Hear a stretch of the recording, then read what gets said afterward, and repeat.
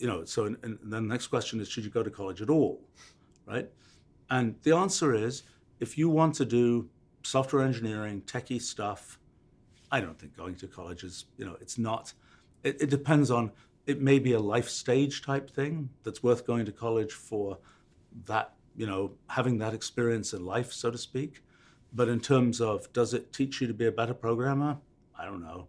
I know plenty of programmers who never went to college or went to college and studied something that had nothing to do with programming, never did a computer science course, and they are better programmers than the people. In fact, it's usually, honestly, it's a little bit of a bad sign sometimes when people say, I studied computer science, I did my 4 years, and now I'm a programmer.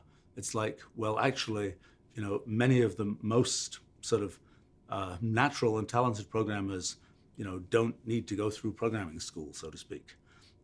So I think that's, and I've seen, we've had a bunch of people at this company, for example, who have come to work here, without going to college, going to, some small amount of college and so on, and often very successful. And actually, one of the things that's ironic is that often those people have broader interests and knowledge than the people who've gone through the super fancy educational process. And, the people who've got PhDs and so on, now some of them have broad interests, and particularly the ones who end up working at this company.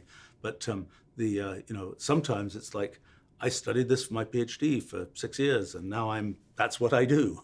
And that's the only thing I know about and care about. And so that's a very long answer to what might have been a simple question. And I think probably the answer is, it really depends a lot on the person, how they learn things, and what they're actually interested in, which, you unfortunately find an awful lot of kids these days who've gone through school, they've done really well, and you say, what are you interested in? I don't know, I don't really know what I'm interested in. And then they'll go through college and they'll do well in college, and they'll get to the end and they'll say, what am I going to do next? And maybe they'll go to graduate school, or maybe they'll go to the career fair and they'll see, who has the best candy, and then they'll be working for, big company X. And then, maybe they'll wake up a few decades later and say, oh, maybe I should have done something different.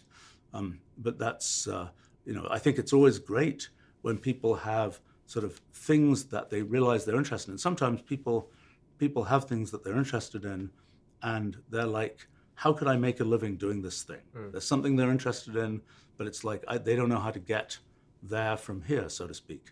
I think the thing to say is, particularly for people who are young and modern times and so on, it's, with creativity, it's possible to make a living doing all kinds of things. I mean, who knew you could make a living, professionally playing video games? Right. Or being a YouTube influencer, talking about this or that.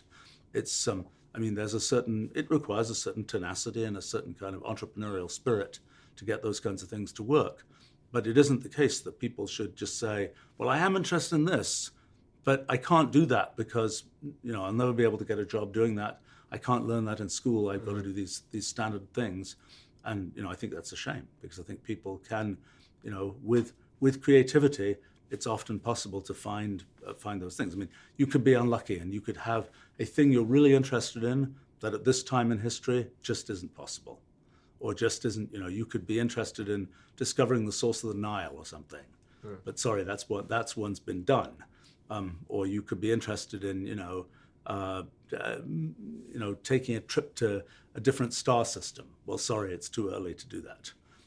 But usually there are, I think it's with a little bit of creativity, that's the problem to solve, so to speak. And I think that should inform what people study in college. Another thing I might comment about college, I'll make two, since you asked me about college, and since, first point is that in almost any large college, there are all kinds of interesting things to find to do.